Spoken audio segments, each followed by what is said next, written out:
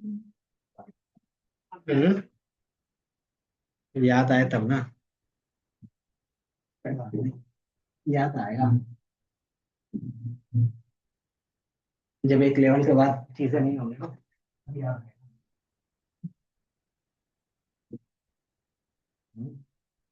इससे पहले जो हम लोगों ने देखा था, मीन क्या था सबको क्लियर है ना। मीडियन क्लियर है, मॉड भी क्लियर है, वेरिएंस भी क्लियर है, और स्टैंडर्ड डेविएशंस भी क्लियर था। इसका फॉर्मूला क्या होता है? Summation of all X I divided by total number into number. इसका क्या होता है? एन बाई टू और एन प्लस और रियल का केस रहता है एन बाई टू और N by two plus one, ये रहेगा इवन वाले केस में। और ऑड वाले में क्या रहता है? N plus one divided by two. ठीक है। मोड का क्या रहता है? इसका क्या रहेगा? काउंट। सिंपल बोल सकते हैं एक तरीके से मैक्स, कि जिसका काउंट मैक्स रहेगा वही हमारा हो सकता है। वेरिएंस बता जल्दी से, इसका फॉर्मूला वेरिएंस का कि हर एक डेटा पॉइंट से उसके एवरेज से कितना डिफरेंस है। ठीक है। तो हमारा क्या होगा? एक्स आई जो क्या होगा उसके एवरेज से होगा। ठीक है, एवरेज इस तरीके से और उसका डिफरेंस का स्क्वायर। ठीक है। और हर एक का समेशन करना है डेटा पॉइंट का डिवाइडेड बाय कितना डेटा नंबर होगा। ठीक है? और यही तुम्हारा क्या होगा? वेरिएंस होगा। स्टैंडर्ड डेविएशन क्या होगा था? तो रूट अंडर वेरिएंस होगा। माइनस वन तो नहीं है? एन माइनस वन वेरिएंस में नहीं, एक्स आई है। आई का मतलब क्या होगा? कितने नंबर ऑफ डेटा पॉइंट्स होना चाहिए। तो नीचे कह रहा हूँ divided by N minus one. हाँ वो क्यों हो रहा था? याद है? दो फॉर्मूला होते थे, एक सैंपल के लिए, पॉपुलेशन के लिए। अगर डायरेक्ट लिख रहे हैं तो बाय डिफॉल्ट सैंपल है ना, और माइनस वन, सॉरी जो बाय डिफॉल्ट लिख रहे हैं एन का रेशियो वो पॉपुलेशन के लिए होता था, एन माइनस वन का रेशियो वो सैंपल का होता था। ठीक है। तो वो रहता था, क्योंकि सैंपल हमेशा क्या होगा? पॉपुलेशन से एक कम होगा मिनिमम। ठीक है, इसलिए वहां पे माइनस वन है। इनका एग्जांपल के तौर पर देख सकते हैं। ठीक है। अब यही चीज वेरिएंस जो है आगे जाके कोवेरिएंस बनेगा। ठीक है। तो कोवेरिएंस बनेगा तो फॉर्मूला क्या होगा? सेम होगा। थोड़ा सा फॉर्मूला में चेंजेस होंगे। तो कोवेरिएंस का मतलब क्या होता है? तो मतलब क्या होता है कि एटलीस्ट टू वेरिएबल्स और उसके बीच का डिफरेंस। ठीक है। तो मान लेते हैं हमारे पास क्या है? एक एक्स है और एक वाई है। अब मान लेते हैं ये हमारा क्या है? नंबर ऑफ ईयर्स है। और ये मान लेते हैं हमारा क्या है? सैलरी है। जैसे जैसे नंबर ऑफ एक्सपीरियंस बढ़ेगा सैलरी क्या होगा? बढ़ेगा। तो मतलब ये नंबर अगर इंक्रीज हो रहा है तो सैलरी भी इंक्रीज होगी। तो ये रिलेशन आपको दिखा होगा, है ना, कि अगर ये नंबर जैसे जैसे बढ़ रहा है तो ये भी क्या हो रहा है? बढ़ रहा है। अगर ये दूसरा डेटा रहता है, मान लेते हैं नंबर ऑफ ईयर्स, और ये रहता है क्या चीज? हाउस। जैसे जैसे घर का साल बढ़ेगा वैसे वैसे उसका प्राइस क्या होता है? घटता जाता है। घटता या नहीं घटता? हाँ। जैसे जैसे मान लेते हैं घर बनाया आपने, ये क्या 10 साल पुराना है, एक है 50 साल पुराना, इसका प्राइस ज्यादा होगा। जितनी बड़ी जमीन होगी हाँ तो अभी मान लेते हैं ना सेम है, अब उतना नहीं लगा देना है। इतनी बड़ी जमीन है।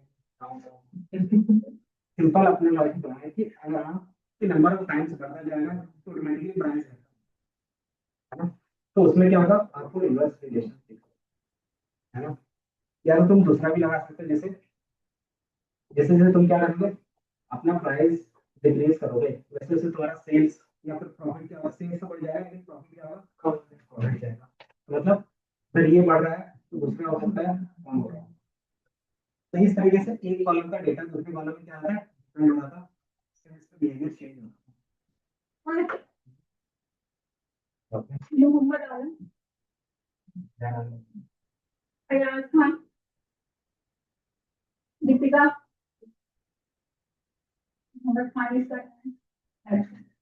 अयाज खान को सर बिना रिज्यूम के जाने नहीं देना, रिज्यूम देके जाएगा। और ये दीपिका आती है क्या? और ये मोहम्मद आलम ये भी अच्छा है। कॉन्ट्रैक्ट पे अयाज खान जी आप आज देने जाएंगे, ठीक है? और प्लीज ना वो कभी आता है प्लीज नहीं रिव्यू आपको क्या देंगे सर? फ्री का दिया था अपना जो देते सब फ्री का दे दिया था। फ्री के नंबर ठीक है एक बार मुझे खुद से और तुम बिना ये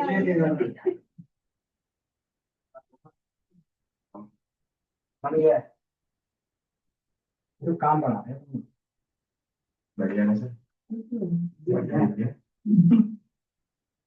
दूसरे में तो इतना रहता नहीं है दूसरे दूसरे स्थिति में ये रहता है कि पढ़ना है पता यहाँ तो हम ब्रेक मत करवाओ बच्चों से बात करवाओ ये रहता है ठीक है ये चीज था हम क्या करते थे एक देखा दूसरे देखा में किस तरीके से रिलेशन दिखा अब ऐसा करते हैं कि उन्हें रिलेशन देखते हैं फिर उसके हिसाब से डिसीजन अगर मैंने क्या किया अपना प्राइस इंक्रीज कर दिया या फिर डिक्रीज कर दिया उसके बेस पे हमारा प्रॉफिट कैसे चलता है हाँ मुझसे शेयर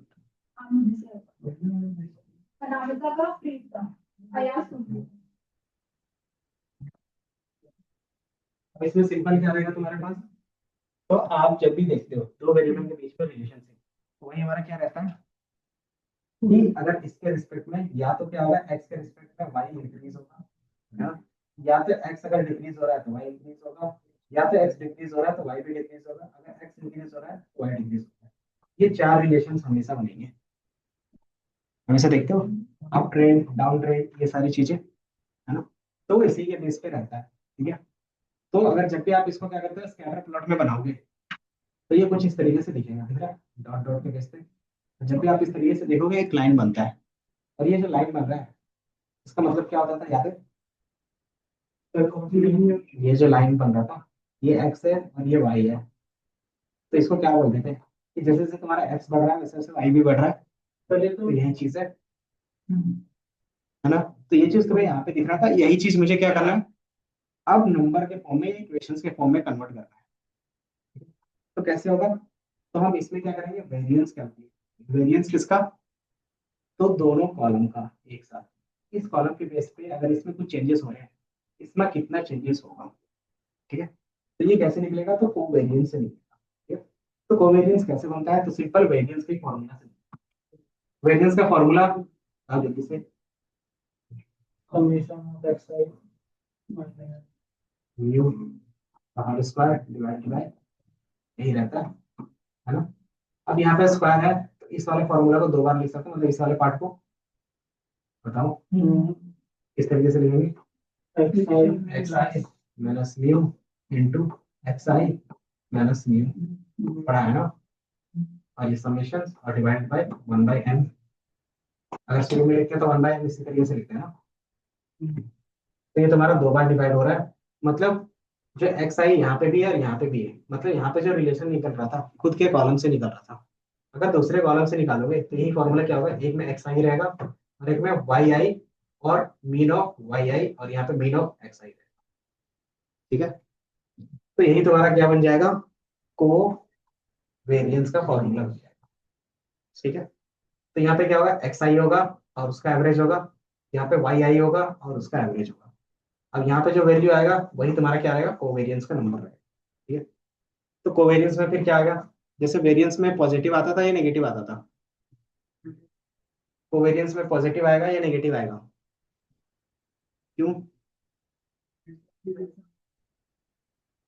नहीं और बताओ और क्या रीजन हो सकता है वहां पे स्क्वायर था इसलिए सारे नंबर्स पॉजिटिव हो रहे थे यहाँ पे कोई भी स्क्वायर नहीं है तो अगर कोई भी एक नेगेटिव होता है तो नंबर आपका नेगेटिव होगा है ना या तो इसका पॉजिटिव होगा या तो नेगेटिव होगा और इसका रेंज कितना आएगा अगर कैलकुलेशंस करोगे तो मिनिमम कितना वैल्यू आ सकता है मैक्सिमम मिनिमम मैक्सिमम कुछ रेंज होगा या फिर इन्फिनिटी तक जाएगा तो ये माइनस इन्फिनिटी तक से प्लस इन्फिनिटी तक कुछ भी जा सकता है हाँ इसका रेंज फिक्स कैसे होगा फिक्स करने के लिए अभी हमने कुछ भी लगाया तो नहीं है ना जैसे वेरिएंस था वेरिएंस का नंबर देख रहे होगे तो वहां पे आ रहा था 21K तक आ रहा था, मतलब 21,000 के आसपास। जो पिछला एग्जांपल दिया था स्टैंडर्ड डेविएशंस का, तो स्टैंडर्ड डेविएशंस का जो डॉग वाला एग्जांपल दिया था उसमें वेरिएंस निकाला था, तो वेरिएंस का वैल्यू कितना आ रहा था? 21,000, याद है? और स्टैंडर्ड डेविएशंस का वैल्यू 147 था, है ना? तो इसी का रूट अंडर किया था तब ये आया, है ना? तो ये जो नंबर था वो बहुत ज्यादा हो सकता है और बहुत कम भी हो सकता था, है ना? तो ये लार्ज नंबर होता है, तो इसको हम बोल सकते हैं कि ये माइनस इन्फिनिटी, इसमें क्या होगा, 0 से लेके प्लस इन्फिनिटी तक ही जाएगा। क्यों जाएगा? क्योंकि रूट है ना, क्योंकि कभी भी माइनस आएगा ही नहीं रूट के चक्कर में। ठीक है। अब यहाँ पे हमारे पास क्या था, यहाँ पे बेसिकली क्या स्क्वायर नहीं है, यहाँ पे दोनों अलग अलग है, तो हमेशा ये माइनस में आ सकता है कि प्लस में, है ना? तो ये जो माइनस में अगर कोई भी नंबर देता है तो उसका मतलब सिंपल होता है कि कोवेरियंस निकाल रहे हैं, तो वो ट्रेंड बताएगा। कोवेरियंस का अगर वैल्यू नेगेटिव में आता है तो आप समझ जाओगे कि एक्स के रिस्पेक्ट में वाई डिक्रीज हो, या तो फिर ये डिक्रीज हो रहा होगा और ये इंक्रीज हो रहा होगा, यही चीज दिखेगा उसमें। ठीक है। तो मतलब नेगेटिव है, मतलब एक अगर इंक्रीज कर रहे हो तो दूसरा वैल्यू क्या होगा, डिक्रीज होगा। अगर पॉजिटिव है वेरिएंस का वैल्यू, तो उसका मतलब क्या समझेंगे कि अगर कोई एक इंक्रीज हो रहा है तो दूसरा भी क्या होगा, इंक्रीज हो रहा होगा, जिसको हम लोग अप ट्रेंड बोलते हैं। ठीक है। तो ये जो अप ट्रेंड डाउन ट्रेंड निकालते हैं वो वेरिएंस से निकालते हैं। ठीक है। लेकिन इसमें डिसएडवांटेज क्या रहा, इस रेंज का। अब कितना अप ट्रेंड चल रहा है कितना डाउन ट्रेंड चल रहा है वो भी तो पता करना होता है, तो वो चीज कैसे पता करोगे? तो इसका रेंज को फिक्स करना पड़ेगा हमें। तो किसी भी चीज का रेंज कैसे फिक्स कर सकते हैं? तो इसका जो स्टैंडर्ड डेविएशन होगा उसके स्टैंडर्ड डेविएशन से सिर्फ डिवाइड कर दोगे, जो तुम्हारा कोरिलेशन का फॉर्मूला होगा, कोवेरिएंस का, कोवेरिएंस का फॉर्मूला जो होगा, उसको किससे डिवाइड करोगे? तो एक्स आएगा स्टैंडर्ड डेविएशन और वाई आएगा, उससे डिवाइड करोगे तो ये ऑटोमेटिकली कितना रेंज देगा, तो -1 से +1 के बीच में हो जाएगा। ठीक है। सिंपल है, इसका मैथमेटिकली प्रूफ भी देखना चाहते हो तो कर सकते हो। ठीक है। सिंपल रहता है कि आप क्या करते हो, कोई भी नंबर है उस नंबर को आप क्या करते हो, उसका स्टैंडर्ड डेविएशन से डिवाइड करते हो, तो उसका रेंज ऑटोमेटिकली -1 से +1 के बीच में चेंज हो जाएगा। ठीक है। तो जो माइनस इन्फिनिटी से प्लस इन्फिनिटी था क्या हो गया, माइनस से प्लस के बीच में हो गया, है ना? अब इसमें क्या कर सकते हो, आप अपने हिसाब से डिफाइन कर सकते हो। ठीक है। तो सक्सेस मतलब कि कितना नेगेटिव है कितना पॉजिटिव है। -1 का मतलब क्या हो गया कि वो 100% क्या है, वो नेगेटिव जाएगा, मतलब कोई भी अगर डेटा एक्स में इंक्रीज होगा तो 100% चांस है कि वाई में चेंजेस होगा ही, और वो नेगेटिव में होगा। ठीक है, मतलब डाउन रेट। +1 का मतलब क्या होगा कि अगर एक्स में कोई भी चीज इंक्रीज होगा, एक भी पॉइंट इंक्रीज होगा, इसमें भी क्या होगा, इंक्रीज होगा ही। ठीक है। और 0 का मतलब क्या होगा कि इसमें चाहे कुछ भी इंक्रीज हो इसको कोई भी इम्पैक्ट नहीं पड़ेगा। ठीक है। या इसमें कोई भी डिक्रीज हो इसको कोई भी इम्पैक्ट नहीं पड़ेगा। तो ये सिंपल रहता है, इसका एक ग्राफ भी बनता है, विजुअलाइजेशन अगर वो होगा तो वो भी बता देते हैं क्या हो गया। तो वही चीज यहाँ पे भी है, दिख रहा है, अप ट्रेंड तो ये दिख रहा है, डाउन ट्रेंड तो ये दिख रहा है ना? कोवेरियंस का फॉर्मूला, तो वेरियंस का जो फॉर्मूला था उसी को हमने क्या किया, डिवाइड किया, और वही हमारा क्या हो गया, कोवेरियंस का फॉर्मूला बन गया। ठीक है। एक्स आई माइनस एक्स, वाई आई माइनस वाई, वाई कौन सा है, तो मीन है इसका, है ना? और ये किसका निकाला है इन्होंने, तो सैंपल का, n-1 क्या है तो मतलब सैंपल का है। ठीक है। तो ये कुछ इस तरीके से इनके डेटा पॉइंट्स भी दिए हुए हैं। तो ये फॉर्मूला लिखना चाहो तो लिख लो, और ट्रेंड के बारे में लिखना चाहते हो तो एक बार लिख लो जल्दी से। ठीक है। अगर ये पॉजिटिव जा रहा है तो इसे बोलते हैं पॉजिटिव कोरिलेशन, सॉरी कोवेरियंस। अगर नेगेटिव में जा रहा है तो नेगेटिव कोवेरियंस। बाकी इसका ग्राफ होगा यहीं पे, लिख लो।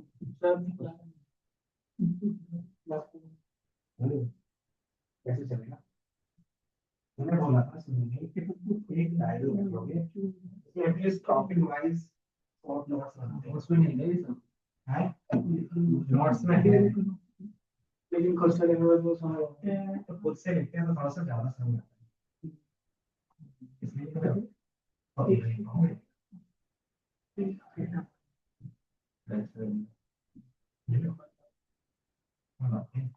इमेज ले लो, गूगल में जाओ, सर्च करोगे कोवेरियंस का फॉर्मूला, इमेज आएगा, मुझे कौन सा फॉर्मूला बट लिखते हैं तो वहां से क्या आता है, दिमाग को माइंड में जाता है। ये इसके बाद क्या है, इसके बाद लिखेगा। हाँ ऊपर वाला इसके बाद क्या, इसलिए चुपके से फोटो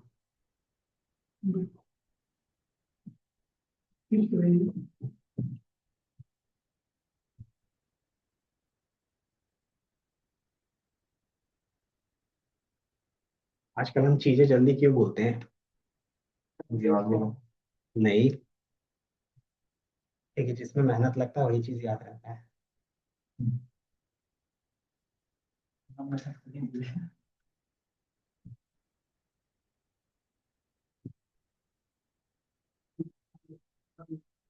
हम्म,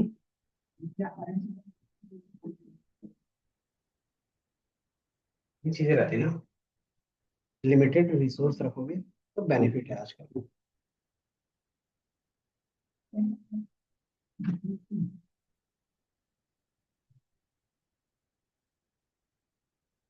याद किसी को नहीं रहता ये सब, बट प्रैक्टिस रहता है तो तुरंत समझ में आ जाता है, तुरंत दिमाग में आ जाता है। और क्या,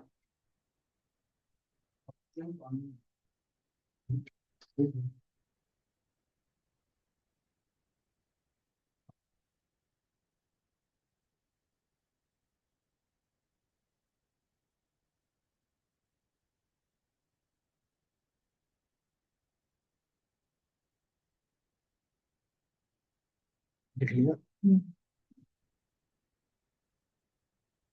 ठीक है। यहाँ पे उसी का है एडवांटेज डिसएडवांटेज, कौन सा लिमिट, वो इसके टाइप्स हैं, ठीक है। अगर देखोगे तो ये हमारा क्या है, कोरिलेशन है, पियर्सन कोरिलेशन। और ये हमारा क्या है, स्पार्टमैन्स रैंक कोरिलेशंस। तभी हमने कोवेरियंस देखा है, ठीक है। अभी हमने कोरिलेशंस के बारे में देखा ही नहीं है। कोरिलेशंस का फॉर्मूला क्या बनेगा, अगर देख के बताओगे तो आपको ये दिख रहा होगा, सिंपल क्या लग रहा है, ये वेरिएंस का फॉर्मूला इस तरीके से लिख सकते हैं, covariance equal to X of Y. Simple हमने लिखा, इस चीज का मतलब सिंपल है, summation of X I mu और Y I mu divided by N minus one. इसका मतलब ये है, इसको एक नाम दे दिया, क्या नाम दे दिया, covariance of X and Y, ठीक है। अब इसको मैंने किससे डिवाइड किया है, सिग्मा एक्स और सिग्मा वाई। सिग्मा किसको बोलते थे, स्टैंडर्ड डेविएशंस को बोलते थे यार। वही चीज सिर्फ डिवाइड किया है, ठीक है। और सिंपल डिवाइड करते हो तो यही हमारा क्या होता है, को रिलेशन, ठीक है। अब कोरिलेशंस में भी अलग अलग टाइप के होते हैं, तो इसमें दो टाइप है, तो एक पियर्सन है और एक स्पार्समैन रैंक का है, ठीक है। तो जो डिफॉल्ट होता है वो पियर्सन होता है, जो हम लोग कहीं पे भी यूज करते हैं वो पियर्सन का रहता है। एक्सेल के अंदर भी जाओगे तो वहां पे इक्वल टू CORR लिखोगे तो ऑटोमेटिकली ये आ जाएगा, और वहां पे दो कॉलम का डेटा उठाओगे तो हो जाएगा। हम्म, नहीं वो एक्सेल के अंदर यूज कर रहे हो बस। हाँ, अगर एक ही रहता तो दो अलग अलग क्यों देते।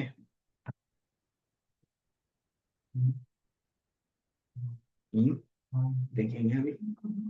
और दूसरा चीज सर्च भी कर सकते हैं, पहले कोरिलेशन का पर्पस पता चले तभी ना। तो कोरिलेशन का पर्पस पता करने के लिए इंटरनेट में जाना पड़ेगा और इसमें सर्च करना पड़ेगा को रिलेशन।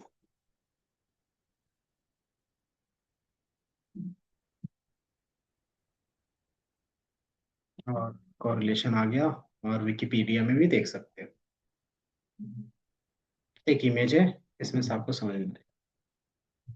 ये दिख रहा है, नहीं आ रहा है क्योंकि पहली बार देख रहे हो ना।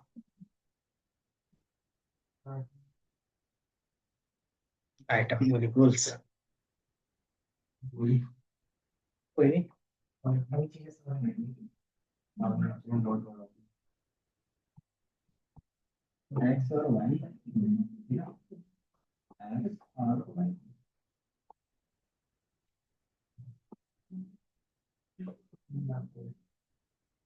ठीक है। इसको अगर स्कैटर प्लॉट बनाओगे तो ये ग्राफ दिखेगा, बताओ।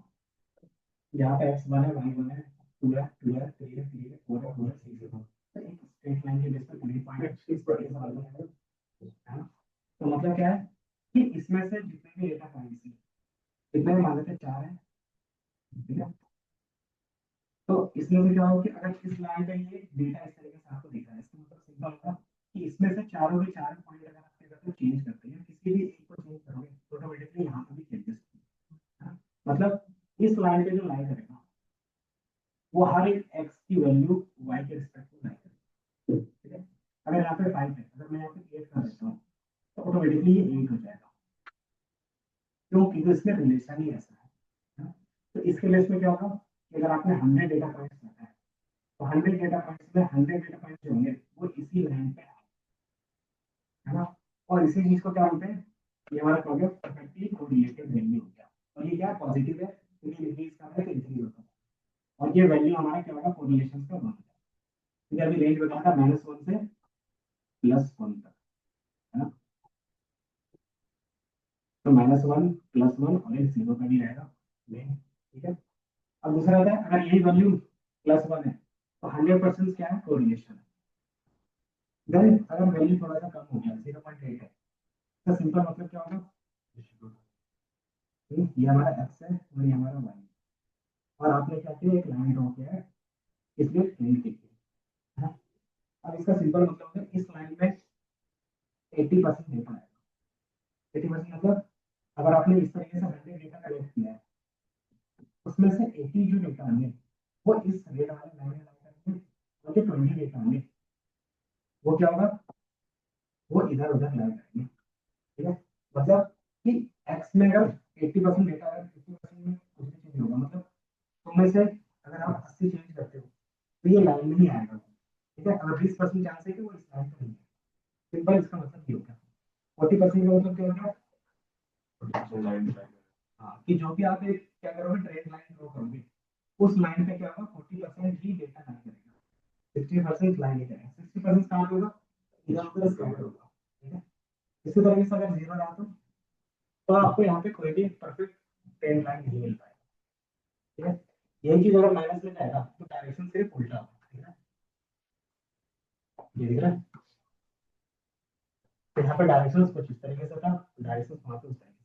इसका सिंपल मतलब क्या हो गया कि इसमें से 100 डेटा में से 80 डेटा इस लाइन पे लाई करेगा और 20 डेटा इधर उधर लाई नहीं, नेगेटिव है। हाँ तो ट्रेंड सिर्फ होगा ना, नेगेटिव ट्रेंड है, इसका मतलब क्या हो गया, ये सिर्फ ट्रेंड उल्टा है ना। मतलब एक्स जो चेंज होगा उसके रिस्पेक्ट में, अगर मान लो एक्स डिक्रीज हो रहा है तो वाई इंक्रीज होगा, ट्रेंड मतलब वही होगा ना नेगेटिव का, सिर्फ ट्रेंड उल्टा होगा, लेकिन काम क्या है, सेम है। यहाँ पे क्या बोल रहा था कि एक्स में 80% चेंज होगा, कि हम हमारे पास 100% होगा, उसमें से 80% क्या होगा, इस लाइन पे लाई करेगा और 20% इधर उधर लाई करेगा, मतलब एक्स अगर चेंज होगा तो वाई भी क्या होगा, इंक्रीज होगा। इसमें क्या है, जस्ट उसका उल्टा होगा, अगर एक्स इंक्रीज होगा तो वाई डिक्रीज होगा, अगर वाई इंक्रीज हो रहा है तो एक्स डिक्रीज होगा, तो वही चीज क्या होगा, नेगेटिव रिलेशन होता है। लेकिन क्या होगा, पॉइंट सेम तरीके से चलेगा। अगर इसका मतलब क्या होगा कि इसमें से एक भी पॉइंट अगर चेंज होगा, क्या हो गया, स्प्लिट हो गया क्या स्क्रीन, इसको क्लोज, ठीक है। तो ये समझ में आया, ये बताओ कि इसका सिंपल मीनिंग देखोगे तो दो वेरिएबल के बेस पे तो वो कितना चेंज हो सकता है एक लाइन के बेस पे, क्योंकि हम क्या करें, लीनियर इक्वेशन के बेस पे बात करेंगे, ठीक है। अगर आपने क्या किया, एक्स और वाई रखा है, मतलब सेल्स और प्रॉफिट रखा है, तो उसमें से क्या होगा कि 80% जो सेल्स होगा वो प्रॉफिट, सॉरी जो हमारा प्रॉफिट होगा वो सेल्स पे डिपेंड करेगा, 20% हो गया क्या, वो रैंडम होगा। मतलब इस ट्रेंड को वही फॉलो करेगा, 80% डेटा फॉलो करेंगे, तो 80% डेटा इस लाइन को फॉलो करेंगे, और जो 20% डेटा होंगे 100 में से वो इस लाइन को फॉलो नहीं करेंगे। सिंपल ये रहता है। ठीक है, तो ये चीज हर जगह में अगर देखोगे तो 40% मतलब सिंपली एक जो लाइन आप ड्रॉ करोगे ट्रेंड लाइन, उसमें से सिर्फ 40% ही उस लाइन को क्या करेंगे, फॉलो करेंगे, और 60% डेटा पॉइंट उस लाइन को नहीं फॉलो करेंगे, वो इधर उधर होंगे। इधर उधर का मतलब क्या हो गया कि जहां पे हमारा सेल्स क्या था ये था, उसी तरीके से यहाँ पे भी सेम लाइन पे इधर होगा। मतलब कि रैंडम कुछ भी हो सकता है उसका प्राइस, कि आपका सेल्स इतना हुआ तो प्रॉफिट कुछ भी हो सकता है, कम भी हो सकता है और प्रॉफिट ज्यादा भी हो सकता है ना। मतलब इसमें ज्यादा चांसेस होंगे गलत होने का, इसमें सही होने का चांसेस ज्यादा रहेगा 1 वाले में, 8 वाले में, -1 वाले में, -8 वाले में, है ना। तो ये चीज रहता है ना। अब ये चीज जितना ज्यादा होगा उतना आप क्या करोगे, परफेक्ट डिसीजंस ले पाते हो, है ना। तो वही चीज रहता है। अब यहाँ पे हो गया कि ये सारी चीजें, अब यहाँ पे भी देखोगे ये सेम चीज है, यहाँ पे थोड़ा सा इन्होंने डिफरेंस दिखाया है कि कहीं कहीं पे क्या होता है, इस चीज को लोग स्लोप समझ जाते हैं, इस तरीके से वैल्यू है, इसका मतलब क्या है, स्लोप है। तो स्लोप से इसका मतलब नहीं होता, ठीक है। स्लोप कुछ भी हो सकता है, स्लोप का मतलब क्या होता है, ये होता है एक्सिस का, अब इसको flip कर देता हूं। इस तरीके से कुछ होगा। हम्म,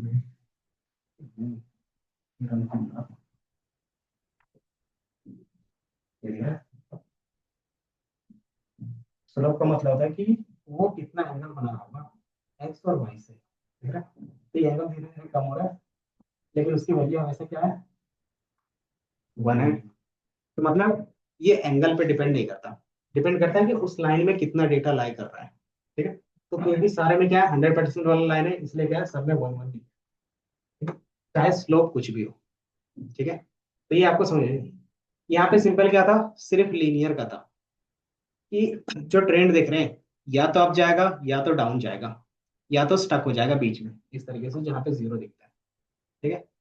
लेकिन रियल वर्ल्ड में क्या होगा, हमेशा लीनियर ही चलेगा, नॉन लीनियर भी चलेगा। नॉन लीनियर मतलब कि आपका ट्रेंड कुछ चल रहा होगा, आपका ट्रेंड किसी एक पैटर्न में क्या कर रहा होगा, लाई कर रहा होगा, हाँ, किसी भी पैटर्न में लाई कर सकता है इस तरीके से सर्कल पे, तो फिर इस तरीके से अलग अलग डेटा में, है ना। तो इस पे आप क्या कर सकते हो, कोरिलेशन नहीं बना सकते, मतलब कोरिलेशन का फॉर्मूला इसमें नहीं लगेगा, ठीक है। तो इसमें फिर कैसे लगाओगे कोरिलेशन का फॉर्मूला, रिलेशन तो निकालना है। तो इसमें फिर आता है कि आपका स्पर्स में रैंक कोरिलेशन, ठीक है, कि हम एक्चुअल डेटा नहीं लेंगे, उसमें क्या लेंगे, उसका रैंक लेंगे, ठीक है, कि जिसकी वैल्यू ज्यादा है उसको रैंकिंग करते जाएंगे और उसके बेस पे क्या करें, उसका रैंक का कोरिलेशन निकाल लेंगे। तब इसमें क्या आता है कि आपको कुछ ना कुछ इसमें दिखेगा ट्रेंड लाइन कि वो अप जा रहा है या डाउन। सिंपली जो हम कोरिलेशन निकालते हैं उसका जो रिलेशन होना चाहिए या तो लीनियर होना चाहिए बस, और लीनियर नहीं है तो क्या करेंगे, हाँ, तो रैंक का हम लोग यूज कर लेंगे। तो वही चीज यहाँ पे था, ठीक है। ये हमारा क्या है, पियर्सन जो नॉर्मल लीनियर होगा तो उसमें डायरेक्ट लगा सकते हो। अगर हमारे पास क्या है, लीनियर नहीं है, सही दिख रहा है, कि इसके बेस पे क्या होगा, वैल्यू टुवर्ड्स -1 टू +1। पॉजिटिव का मतलब क्या हो गया कि वो अप ट्रेंड में है, नेगेटिव का मतलब क्या हो गया, वो डाउन ट्रेंड में है। देन सेम चीज होगा, उसका भी रैंक सेम होगा, लेकिन इसमें क्या होगा, सिर्फ रैंकिंग होगा। रैंकिंग कैसे कर सकते हो, तो तुम्हारा ये एक्स है और ये वाई है, ठीक है।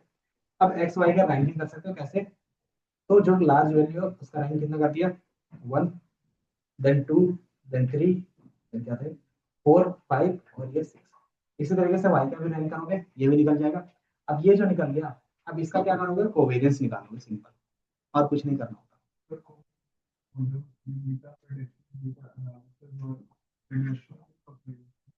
अभी हम क्या कर रहे थे, रिग्रेशंस का मतलब क्या होता है,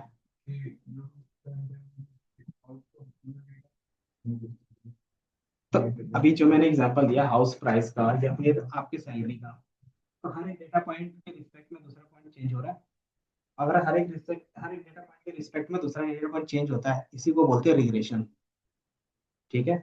मतलब एक पॉइंट चेंज करो उसके बेस पे कितना चेंजेस हो रहा है दूसरे पॉइंट में, तो यही तुम्हारा होता है रिग्रेशन, ठीक है। इसी चीज को हम यहाँ पे लीनियर रिग्रेशंस बोल रहे हैं, ठीक है। तो अभी हम क्या कर देख रहे हैं, उसके बीच का रिलेशन दिख रहा है, इसीलिए हम को रिलेशंस का फॉर्मूला लगा रहे हैं। सिंपली जो तुम फॉर्मूला ये देख रहे हो, एमएल का काम क्या था? डेटा इंजीनियर्स का काम है ही नहीं इस तरीके में। डेटा इंजीनियर्स का काम क्या होता है?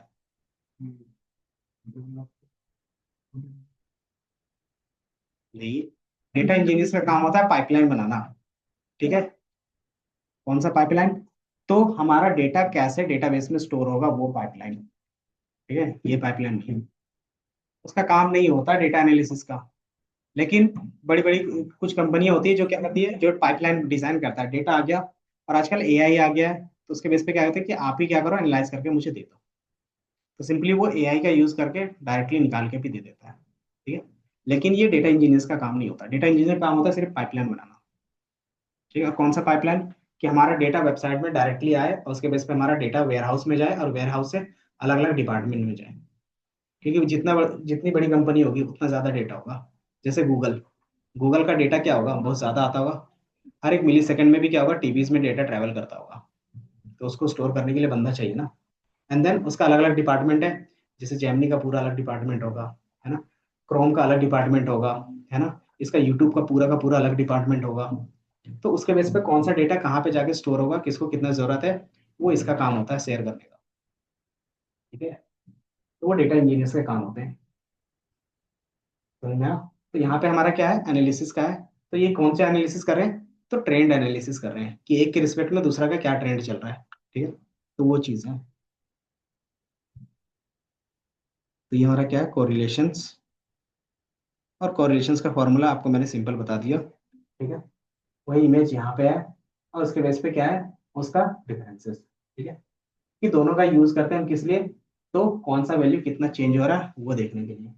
डोमेन क्या होता है, इसमें माइनस इन्फिनिटी से प्लस इन्फिनिटी जाता है, इसमें क्या होगा कि आपको रेंज मिल जाएगा। ये क्या होता है, यूनिट होता है इसमें, और ये क्या होता है, यूनिट लेस होता है। इसीलिए हम इसमें क्या कहते हैं, इजिली कंपेयर कर सकते हैं। तो ये क्या होगा, कुछ डिफरेंसेस होंगे। और कोरिलेशन अप्लाई कैसे करोगे?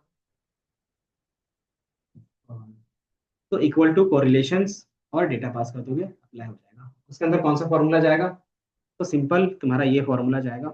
अगर नॉर्मल लगाते हो कोरिलेशन का, कोरिलेशन क्या होता है, एक्स और वाई का variance divided by standard deviation. तो ऑटोमेटिकली सारा कैलकुलेट होगा एंड देन अप्लाई होगा। आप मैनुअली भी कैलकुलेट करना चाहते हो, फॉर्मूला के बेस पे लूप में चला के क्या कर सकते हो, कैलकुलेट कर सकते हो।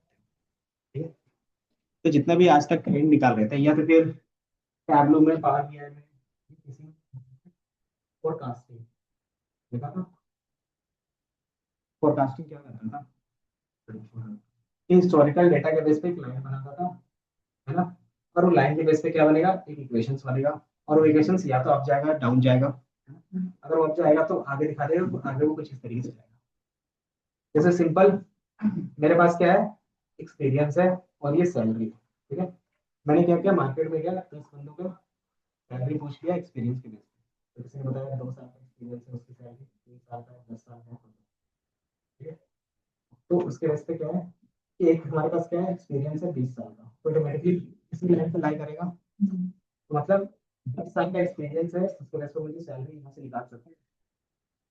तो यही करता है फोरकास्टिंग। ठीक है, और ये कैसे निकाला, तो ये लाइन से निकाला। और ये लाइन का इक्वेशन कैसे बनता है, y equal to M X plus C. और ये एम और सी की वैल्यू कैसे मिलेगा, ये जो हिस्टोरिकल डेटा था, इससे क्या करोगे, पुट करके देखोगे, एक बार y रख दोगे, एक बार x रख दोगे, उसके बेस पे क्या होगा, एम और सी की वैल्यू निकलेगी। पता है ना, अगर दो अननोन वैल्यू है, दोनों का वैल्यू निकालना है तो कैसे निकालोगे?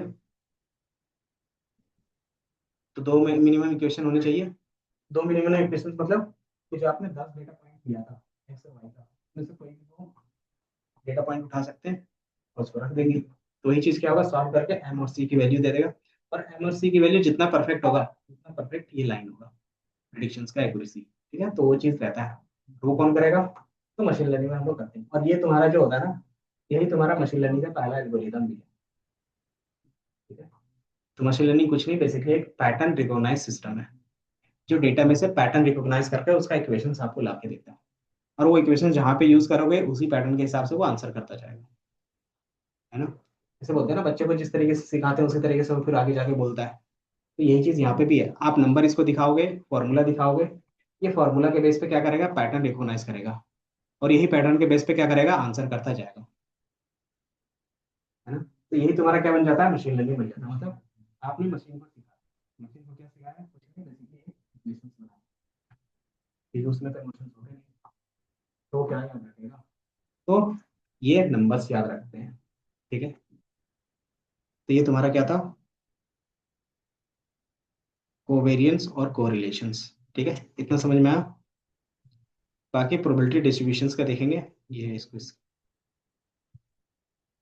तो इसमें क्या रहता है, टाइप ऑफ डिस्ट्रीब्यूशंस, ठीक है। डिस्ट्रीब्यूशंस का मतलब क्या होता है, इतना क्लियर हुआ, ये बताओ, इसके बाद ही आगे बढ़ेंगे।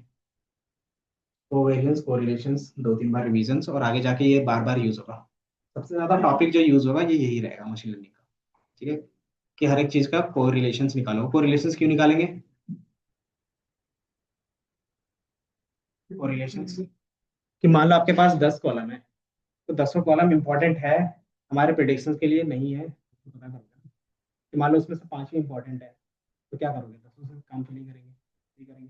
तो 5 के बेस पे रिलेशन कैसे निकालोगे, तो कोरिलेशन से निकालते हैं, ठीक है। और भी मेथड्स होंगे, आगे जाके पढ़ोगे, बट सबसे ज्यादा जो यूज होगा वो कोरिलेशन का है, ठीक है। कि अगर उनके बीच में रिलेशन है, मतलब उस डेटा को रखना कंपलसरी है, अगर नहीं है तो उसको हम हटा भी सकते हैं,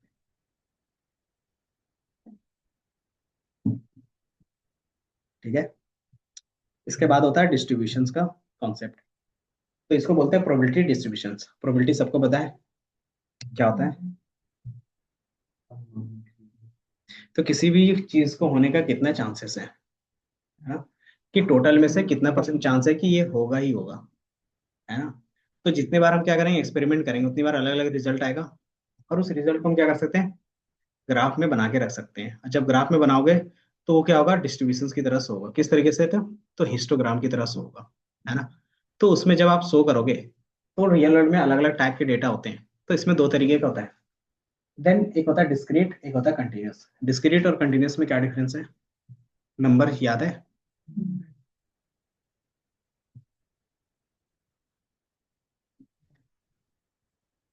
तो उसमें हमारा रेंज होता है, और डिस्क्रीट में क्या होगा, सिंगल इंडिविजुअल नंबर के बेस पे बात होगी, ठीक है।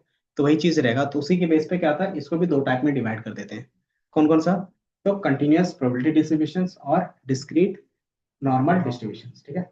अब इसके भी अलग अलग वेरिएंट होंगे, दिख रहा है, जो ये रेड वाला दिख रहा है वो कंटिन्यूअस का हो गया, और ये डिस्क्रीट का हो गया, ठीक है।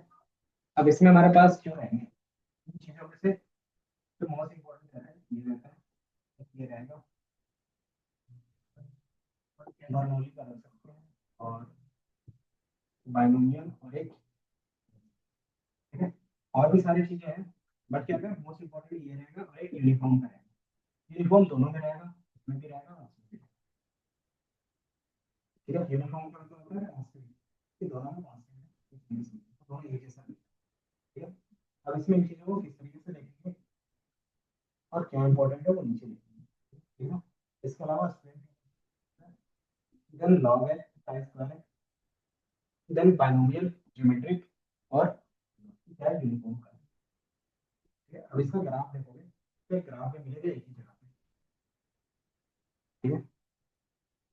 जब भी आप डेटा लोड करोगे, तो सिंगल कॉलम का एनालाइज करोगे ना, तो क्या बनता है, बार बार बनता है, उसी का बोलते हैं हिस्टोग्राम बनता है। तो जैसे जैसे हिस्टोग्राम दिखेगा आपको, उस चीज को क्या बोलते हैं, उसी टाइप का वो क्या होगा, डिस्ट्रीब्यूशन।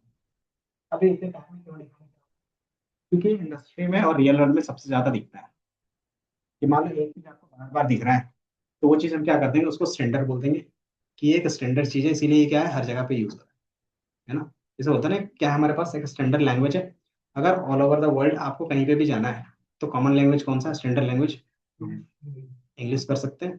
तो वही चीज यहाँ पे भी रहता है, कि हो सकता है कि चार पांच ऐसी चीज है जो बार बार डेटा में दिखता होगा, है ना। तो उसी का ये पैटर्न है।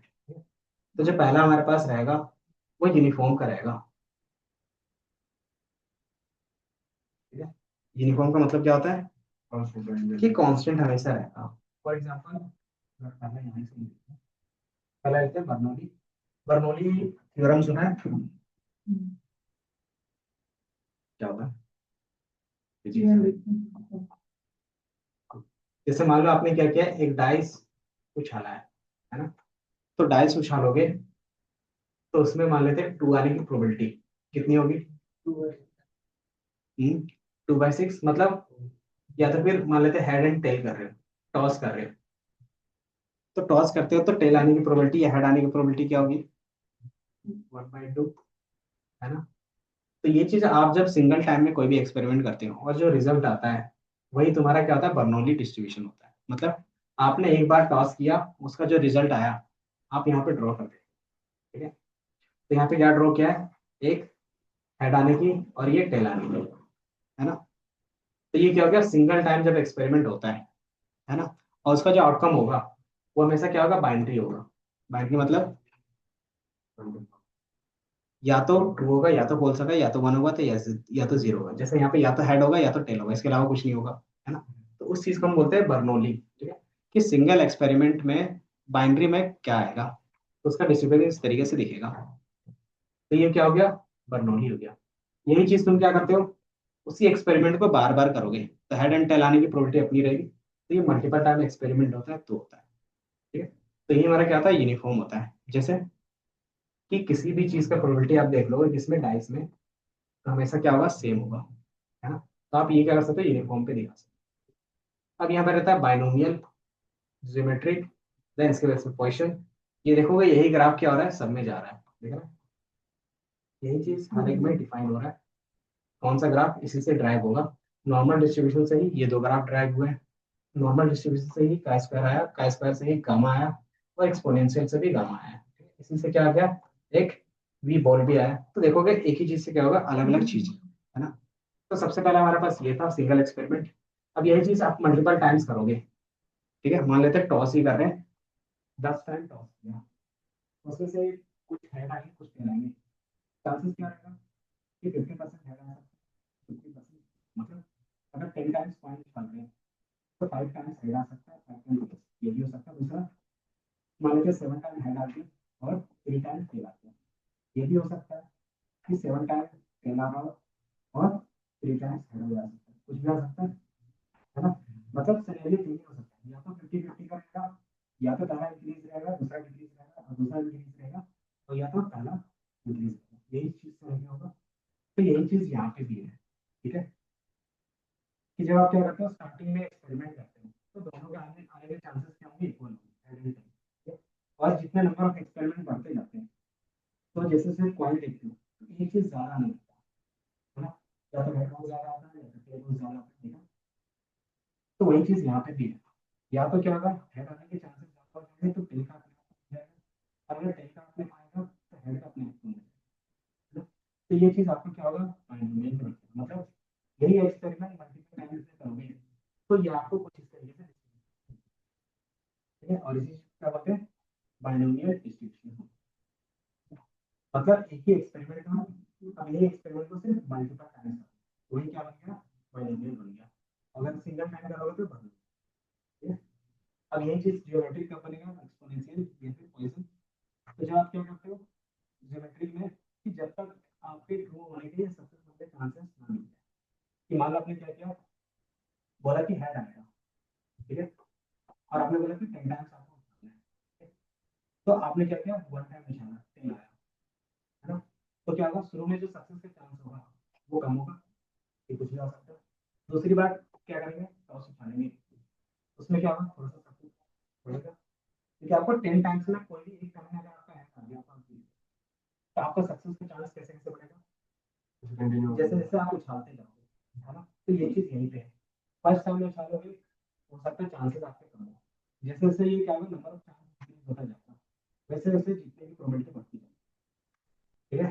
तो यही तुम्हारा क्या रहता है? ज्योमेट्रिक मीन्स का मतलब ज्योमेट्रिक डिस्ट्रीब्यूशन का रहता है, ठीक है? इसी ग्राफ को हमने क्या किया कि नंबर ऑफ सब्जेक्ट तक सक्सेस नहीं हो जाता तब तक इतने चांस के बेस पे हमारा डिस्ट्रीब्यूशन होगा। तो ये चीज है, ठीक है? मतलब आपके सक्सेस के चांस, ठीक है? ये चीज एक्सपोनेंशियल के फॉर्म में दिखता है तो इस तरीके से दिखेगा।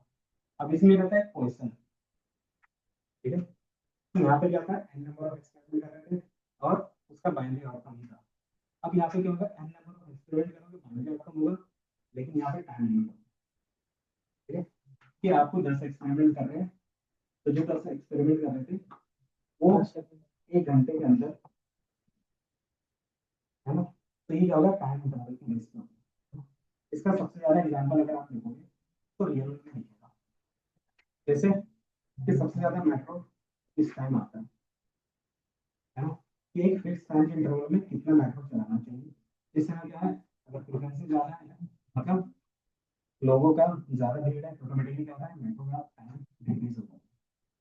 यही चीज हॉस्पिटल्स का देखोगे कि हॉस्पिटल्स में क्या होते हैं, नंबर ऑफ पेशेंट की फ्रीक्वेंसी किस टाइम ज्यादा होगी, उस टाइम क्या करेंगे कि अपना एम्प्लॉय का ज्यादा करेंगे, मतलब नंबर ऑफ एम्प्लॉयमेंट ज्यादा होगी। जैसे रहता है कि मॉर्निंग या इवनिंग के टाइम में ज्यादा होगी, जैसे कॉलिंग वाला, सबसे ज्यादा कॉलिंग किस टाइम होती है, इवनिंग में, मॉर्निंग या तो 2 बजे, है ना। तो उस समय क्या होगा कि जितना ज्यादा कॉलिंग करो उतना ज्यादा एम्प्लॉय की तो चाहिए, है ना। तो एम्प्लॉय की टाइमिंग हम इस हिसाब से सेट करेंगे कि 12 से 2 के बीच में हमारा मैक्सिमम एम्प्लॉय का यूटिलाइजेशन है। तो इसमें क्या है कि मान लीजिए इसमें क्या है, क्या आफ्टरनून का टाइम होता है तो सब लोग क्या होता है फ्री होता है, उसमें मैक्सिमम कॉलिंग होनी चाहिए। तो ये चीज़ क्या कैसे सेट करते हैं, तो टाइम शिफ्ट चेंज करके, ये मॉर्निंग शिफ्ट हो गया, इवनिंग शिफ्ट हो गया, अरे 12 बजे का शिफ्ट होता है, ठीक है। सेम इसी तरीके से क्या रहता है, मॉल में देखा होगा, मॉल कितने बजे ओपन होती है, 11 बजे। लेकिन वहाँ पे भी क्या होते हैं, अलग अलग एम्प्लॉय की अलग अलग टाइमिंग रहती है। एक एम्प्लॉय का टाइमिंग रहेगा 10 बजे, इसका काम रहेगा सारे स्टोर को सारे अच्छे तरीके से मैनेज कर लेना और अरेंज कर लेना। फिर दूसरा एम्प्लॉय क्या आएगा, 12 बजे आएगा, 2 बजे क्या होगा, थोड़ा सा भीड़ रहता है। फिर इसी तरीके से दोनों कब तक काम करेंगे, तो दोनों इवनिंग तक काम करेंगे, 6-7 बजे। तो 6-7 बजे क्या आता है, ज्यादा भीड़ होता है। तो 7 बजे के बाद क्या होगा, पहला एम्प्लॉय चला जाएगा, एक एम्प्लॉय रहेगा वो 9 बजे। तो इस तरीके से क्या आता है, सारे सेट करते हैं। तो मतलब एक टाइम इंटरवल के बेस पे कितने लोग आएंगे उसके बेस पे किस तरीके से मैनेज, ठीक है। ठीक है, मान लो कि आपके पास 10 कस्टमर आ रहे हैं और क्या है, हैंडल करने के लिए 2 ही एम्प्लॉय है, तो क्या होगा, हो सकता है कि आपका कस्टमर दूसरी जगह चले, है ना। तो वो चीज़ हम क्या करते हैं, रिटेन करने के लिए हम नंबर ऑफ कस्टमर बढ़ा सकते हैं, जो एम्प्लॉय बढ़ा सकते हैं। लेकिन नया हायर करेंगे तो भी तो पॉसिबल है। तो हम पुराने, अगर मेरे पास एम्प्लॉय है उतना, तो कैसे एफिशिएंटली यूज करें, तो वो कौन जाता है, तो क्वेश्चन डिस्ट्रीब्यूशन, ठीक है। देन इसके अलावा सेम चीज देखोगे तो ये रहेगा, ठीक है। यह डिस्ट्रीब्यूशन आप क्या करते हो कि अगर ज्यादा डेटा कलेक्ट होगा तो यही नॉर्मल डिस्ट्रीब्यूशन है। नॉर्मल का मतलब क्या होता है, पॉइजन हो सकता है कि इधर ज्यादा हो सकता है, इधर कम हो सकता है, कि मॉर्निंग टाइम में ज्यादा हो सकता है, इवनिंग टाइम में ज्यादा हो सकता है। अब इसी डेटा को क्या कर सकते हैं, नॉर्मलाइज कर सकते हैं। जैसे नॉर्मलाइज करोगे तो इसका जो कर्व बनेगा वो हमेशा बेल कर्व बनेगा, और जैसे ही ये बेल कर्व बनता है तो इस कर्व का एक बेनिफिट होता है। क्या बेनिफिट दिखेगा इसका, कि आपका सेंटर में सारी चीजें होंगी और ये 50-50 डिस्ट्रीब्यूट, पहला ये हो जाएगा, ठीक है। दूसरा कि आप डायरेक्टली स्टैंडर्ड एडिशन इस पे लगा सकते हैं कि अगर तुम्हारा मिडिल में क्या है, मीन है, तो मीन से कितना वैल्यूज है, तो अगर तुमने मीन के बेस पे फर्स्ट स्टैंडर्ड एडिशन दिया तो फर्स्ट स्टैंडर्ड एडिशन दिया निकाल दिया, तो मैं एक ही बार में क्या होगा, 68% डेटा कितना रेंज में कवर होगा, है ना? मतलब एम्पिरिकल फॉर्मूला डायरेक्टली होता है। दूसरा कि जितने भी हाइपोथेसिस टेस्टिंग होते हैं आपका नॉर्मल डिस्ट्रीब्यूशन में इजीली हो जाता है, ठीक है। तो ऑन एवरेज जितने भी स्टेट्स के फॉर्मूला होते हैं वो इसी में आता है, ठीक है। तो इसीलिए क्या होता है, नॉर्मल डिस्ट्रीब्यूशन इंपॉर्टेंट होता है, ठीक है? तो नॉर्मल डिस्ट्रीब्यूशन से हमारे क्या है, इंपॉर्टेंट है। इसके अलावा हमारे पास स्टैंडर्ड नॉर्मल डिस्ट्रीब्यूशन रहेगा, फिर इसी का ग्राफ रहेगा, ठीक है।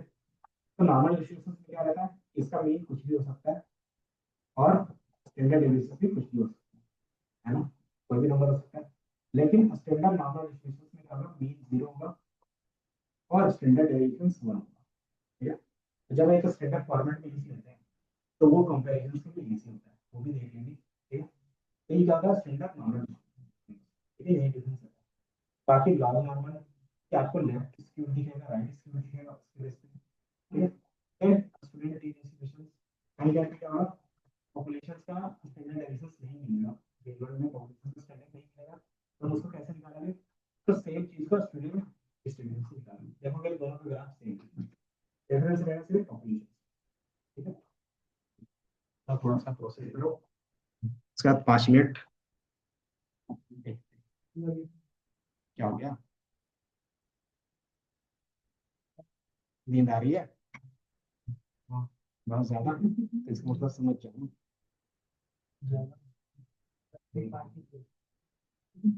और पार्टी ये वन टाइम सारी चीजें रहती हैं।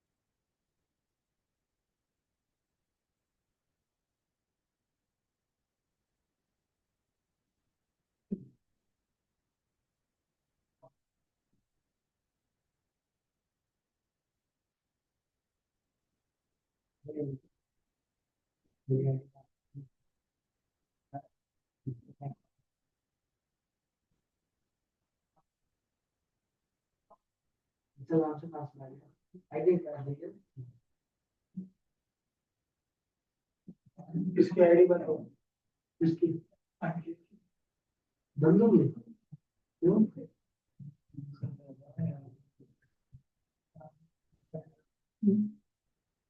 नहीं क्यों आदित्य की नहीं इसलिए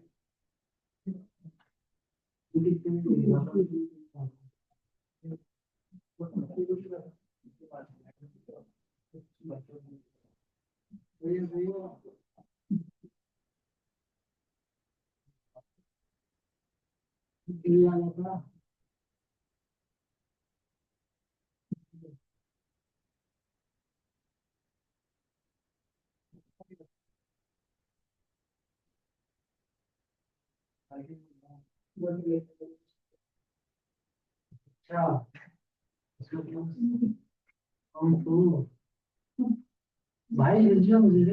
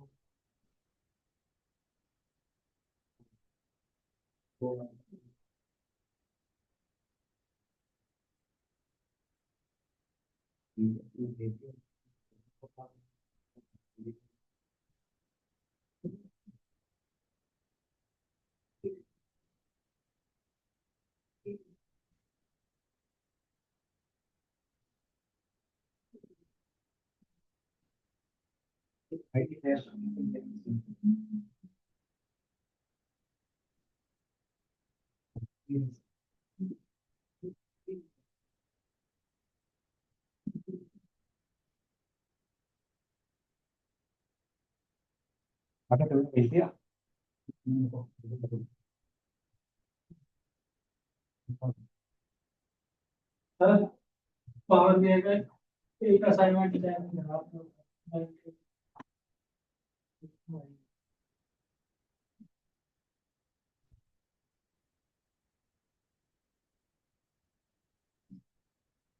और मेरा करना ये दीपिका का कुछ पता है किसी को?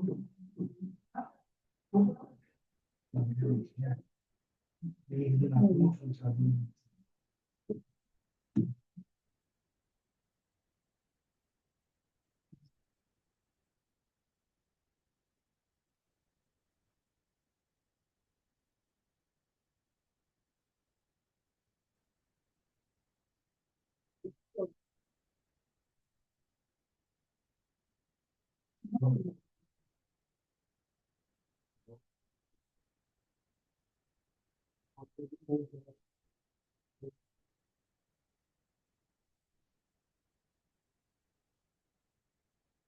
हम भी कर सकते हैं।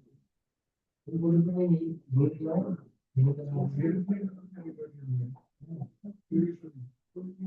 यहाँ पे दिखते ही सारे हिंदी में ऊपर उस टाइम पे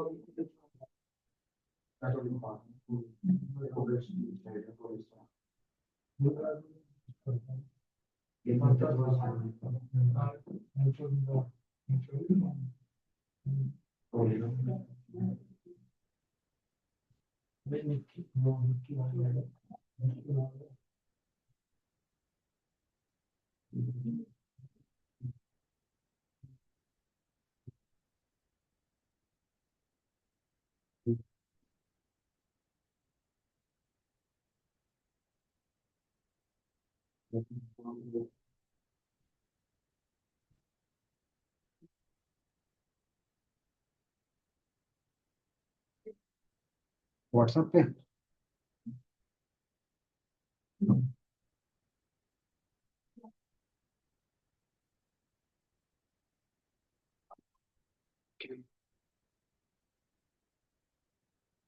ये अलग अलग टाइप के डिस्ट्रीब्यूशन ये जो हम लोग देखेंगे, ठीक है। अब इससे पहले क्या रहता है कि थोड़ा सा सैंपल, ये जो डेटा आता है इसको कलेक्ट कैसे करते होंगे, तो अलग अलग टाइप के सैम्पलिंग टेक्निक्स होंगे, ठीक है। तो वो देखना रहता है, जैसे कलेक्ट करोगे उसका हिस्टोग्राम बनाओगे तब ये कुछ इस तरीके से है, ठीक है? तो सैम्पलिंग कलेक्ट क्यों करते होंगे, पॉपुलेशन क्यों नहीं कलेक्ट करते, ये पूरे पॉपुलेशन को कवर कर पाना और कलेक्ट कर पाना इम्पॉसिबल होता है, ठीक है, इम्पॉसिबल, ठीक है।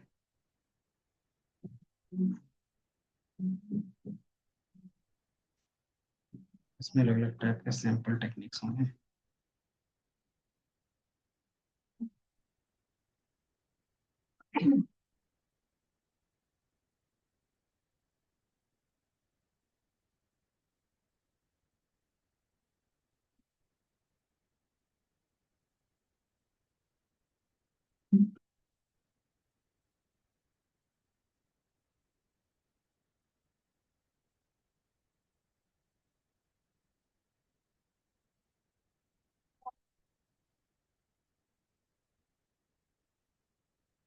यही मान लेते हैं, ठीक है,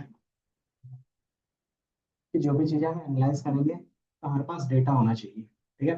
डेटा दो तरीके से आएगा, या तो आपके पास सैंपल होगा या तो पॉपुलेशन होगा, है ना। या मतलब पूरा डेटा होगा या कुछ डेटा होगा। अगर पूरा डेटा है तो उसको बोलते हैं सैंपल, सॉरी पॉपुलेशन। और अगर आपके पास क्या है, उसका कुछ भी प्रपोर्शन है, उसको क्या बोलते हैं, सैंपल बोलते हैं, है ना। अब ये इसमें से जो कलेक्ट करते होंगे तो वो सैंपल है। अब सैंपल कलेक्ट करने का क्या तरीका है, बता सकते हो, अलग अलग तरीका।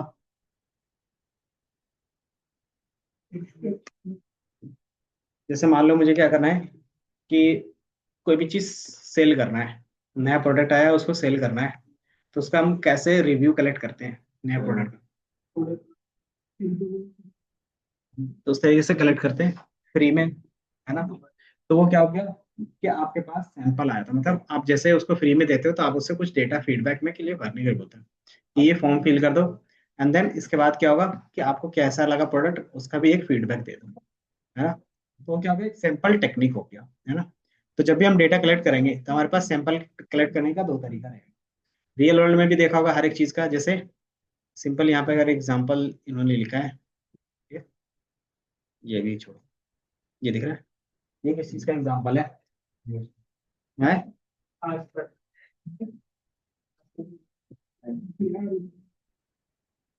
तो जब इलेक्शंस हो जाता है उसके बाद जिस दिन काउंटिंग होती है तो काउंटिंग से पहले ही बता देते हैं कि इसकी इतनी सीट आएगी, इसकी इतनी सीट आएगी। तो वो कैसे बताते होंगे? खरीद रखी होगी। हम्म?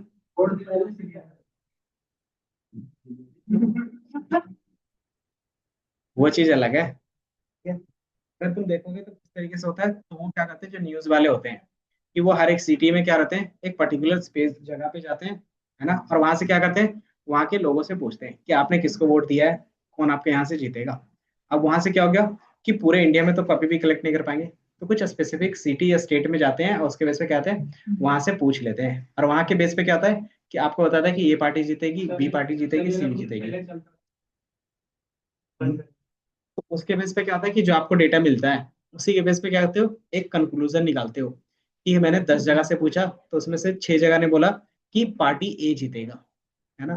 तो आप ही क्या बोलते हो कि ए पार्टी की जो बहुमत है वो 6 आने के चांसेस ज्यादा है ना। तो वही चीज पहले लेके चलते हैं। अब इससे क्या बेनिफिट होता है लोगों को कि मान लो तुमने पूछ लिया 6, इससे क्या मिला इसको, न्यूज वाले को, और उससे क्या बेनिफिट होगा,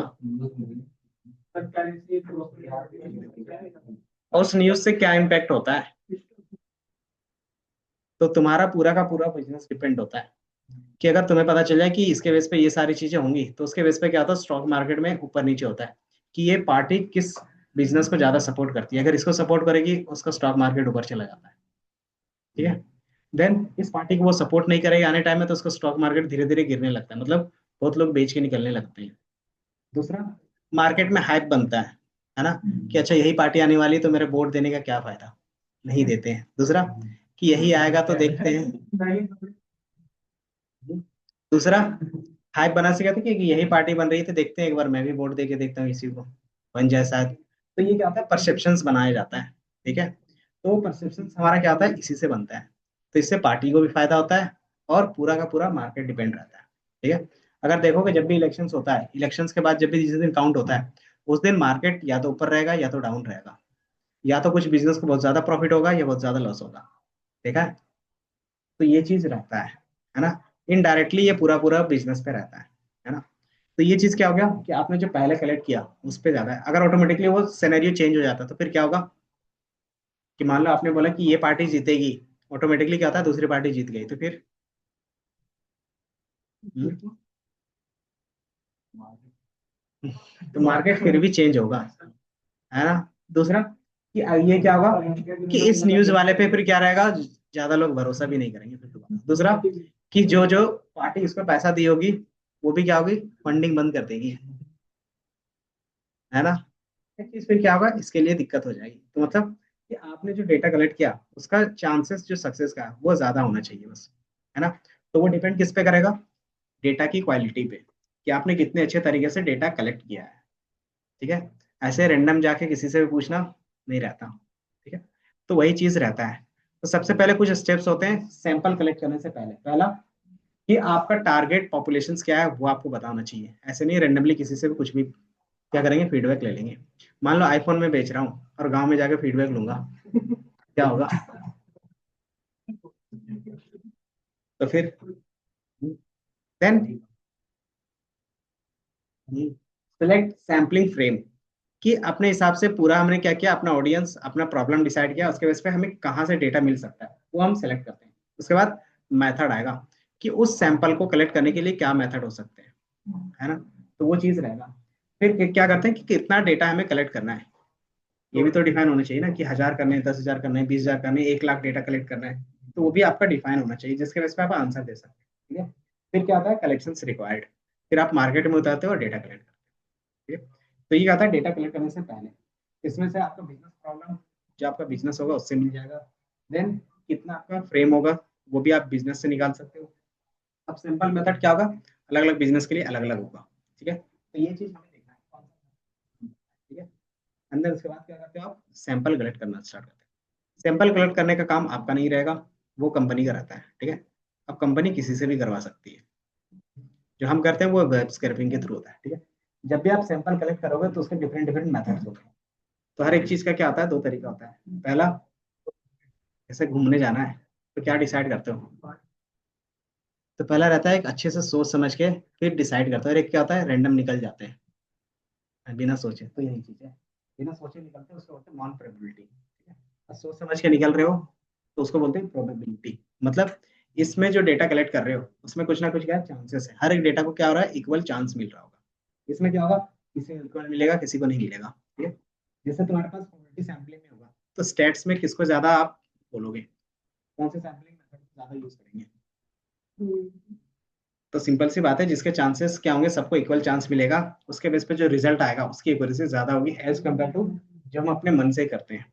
मन से मतलब जो कन्वीनियंस होगा, आपको लगा क्या, नहीं मुझे मेट्रो से ही जाना है, मुझे बस से ही जाना है, तो आपके कन्वीनियंस के हिसाब से होता है ना। वहां पे क्या हो सकता है कि सिर्फ आप अपने हिसाब से डिसीजन ले। दूसरा कोटा बेस, कोटा बेस मतलब क्या हो गया, कि इतने नंबर ऑफ ग्रुप्स के बेस पे हम डिसीजंस ले रहे हैं, है ना। वो भी क्या हो सकता है कि सबके लिए सही नहीं हो सकता। तो ये क्या था, नॉन प्रोबेबिलिटी रहती है। जजमेंट, जजमेंट में क्या चलता है, कि जज के हिसाब से जो उनको सही लगेगा वो क्या करेंगे, जजमेंट देंगे, और जज के पास जो पैसा देगा उसका जजमेंट सही होगा, है ना? तो वो भी क्या हो गया, उसमें कोई भी प्रोबेबिलिटी नहीं होती, है ना। तो ये रहता है। स्नोबॉल में क्या रहेगा, स्नोबॉल क्या रहता है, कि स्टार्टिंग में एक छोटा सा बॉल रहता है, जैसे आप पहाड़ से गिराते हो बर्फ का, जैसे जैसे नीचे आता है वो बड़ा होता जाता है ना। स्नो, यही तो रहता है ना स्नोबॉल इफेक्ट।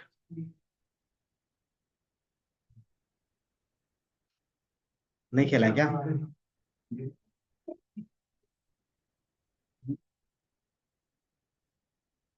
कहीं नहीं है, ये दिख रहा है। तो वो क्या करता है, अपने साथ धीरे धीरे धीरे धीरे बर्फ को कलेक्ट करते जाता है। मतलब कुछ इस तरीके से होगा। ठीक है,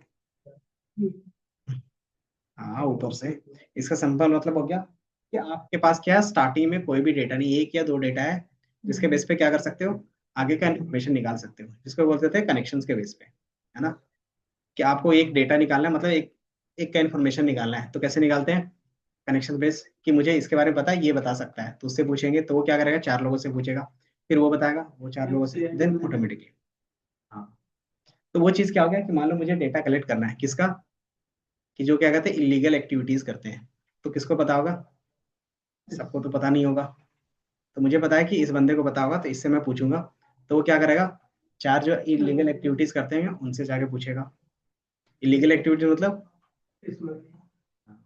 तो अगर एक स्मेलिंग को पता करना रहता है तो क्या करते हैं मूवीज में, खुद जाते हैं और मांगते हैं ना कि चाहिए मुझे भी, तो वो देता है सामने वाले से, उसको पकड़ लेता है, फिर वो सामने वाले को चार लोगों के पास जाता है कि कौन दे सकता है।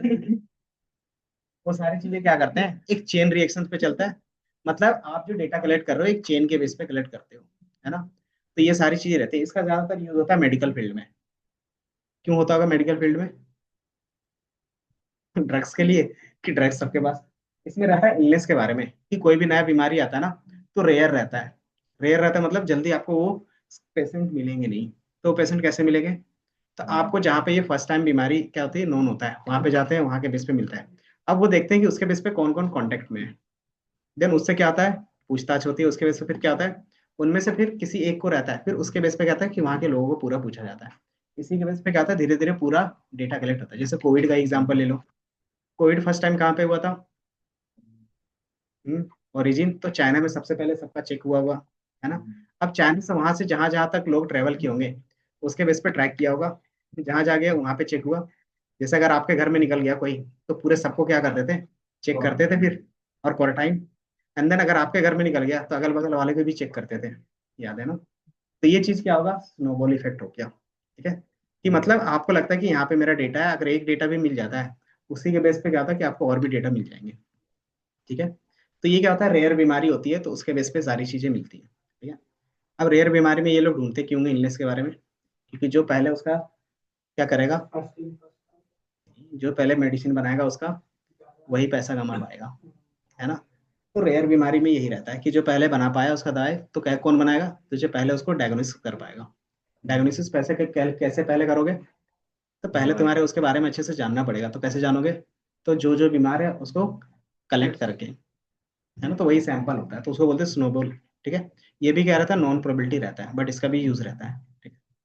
अब आते हैं प्रोबेबिलिटी बेस पे, ठीक है। तो प्रोबेबिलिटी बेस पे भी आपको चार दिखेंगे, सिंपल, रैंडम, सिस्टमेटिक, स्ट्रैटिफाइड और क्लस्टर।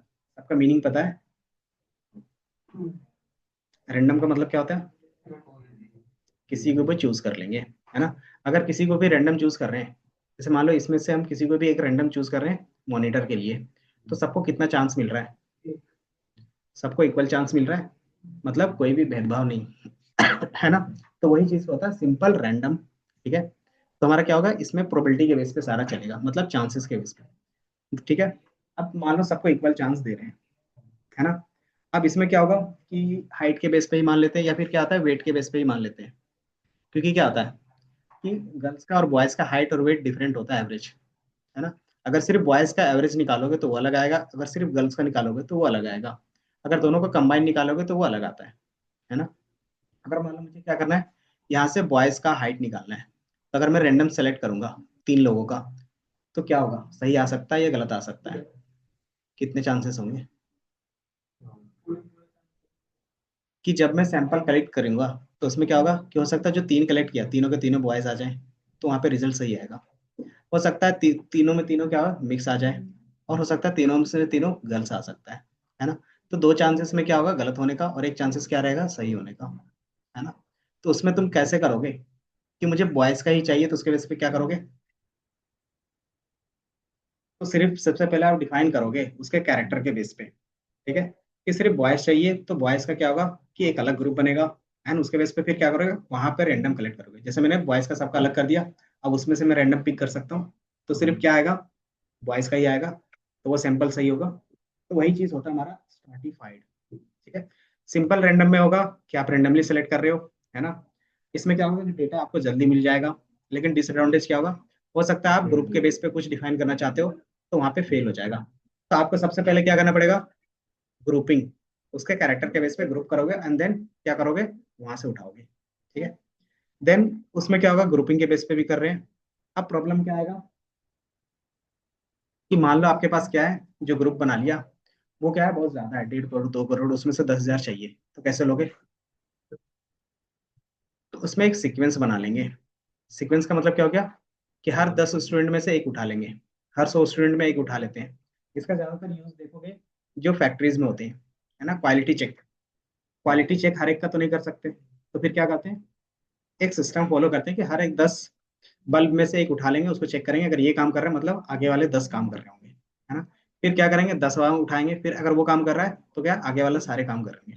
फिर अगेन उठाएंगे, अगर वो नहीं काम कर रहा है तो हम समझ जाएंगे कि आगे वाला 10 क्या होगा, नहीं काम कर सकता है, तो 10 को क्या करेंगे, अलग करके फिर चेक करेंगे। तो इससे क्या होता है, आपका टाइम बच जाता है बहुत ज्यादा, ठीक है। कि आप 1 लाख प्रोडक्ट प्रोडक्शन में लेके जा रहे हो, एक दिन में बनाना है, तो क्या होगा, अगर 1 लाख प्रोडक्ट चेक करोगे तो टाइम ज्यादा लगेगा। तो उसमें से क्या होगा, तो 1 लाख में से 1,000 चेक करते हो, बाकी क्या करते हो, उसी के बेस पे मान के चलते हो कि सारा भी क्या होगा, सही होगा, है ना। तो ये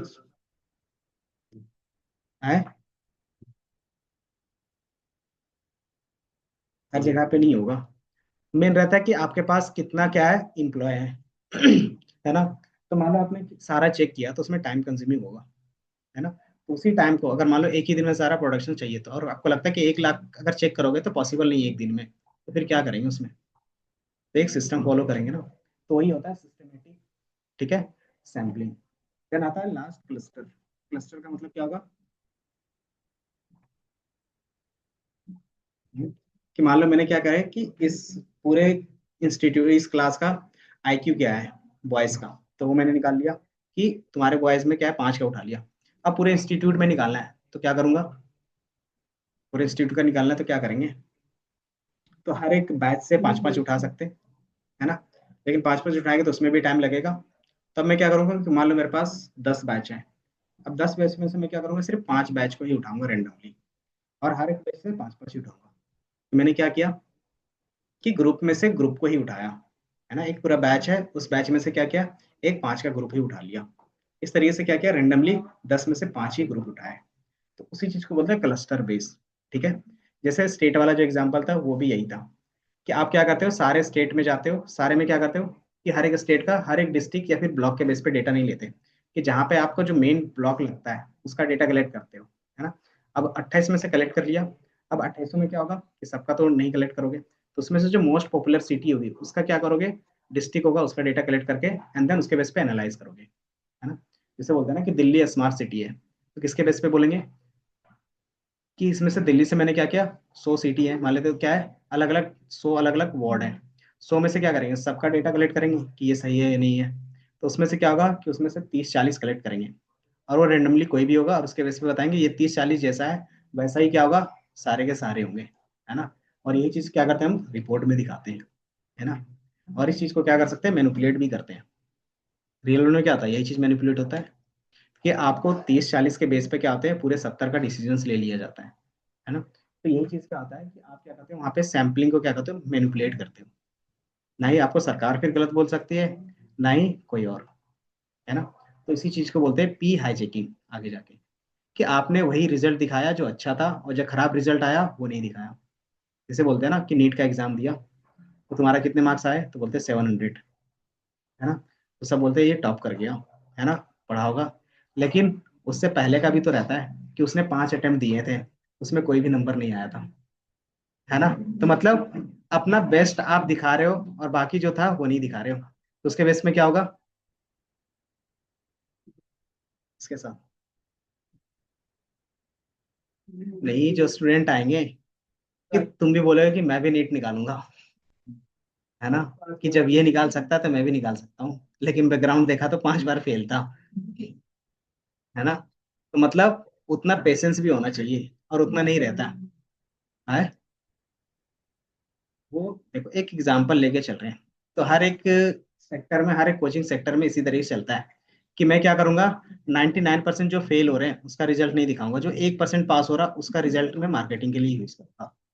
ठीक है। मतलब मैं सही बता रहा हूँ, लेकिन किसके रिस्पेक्ट में, 1% के रिस्पेक्ट में। ठीक है। तो वो चीज चलता है, तो वो कैसे होगा कि आप सैम्पलिंग के बेस पे सारी चीजें रखते हो। तो यही चीज आपका पूरा का पूरा रहता है ना।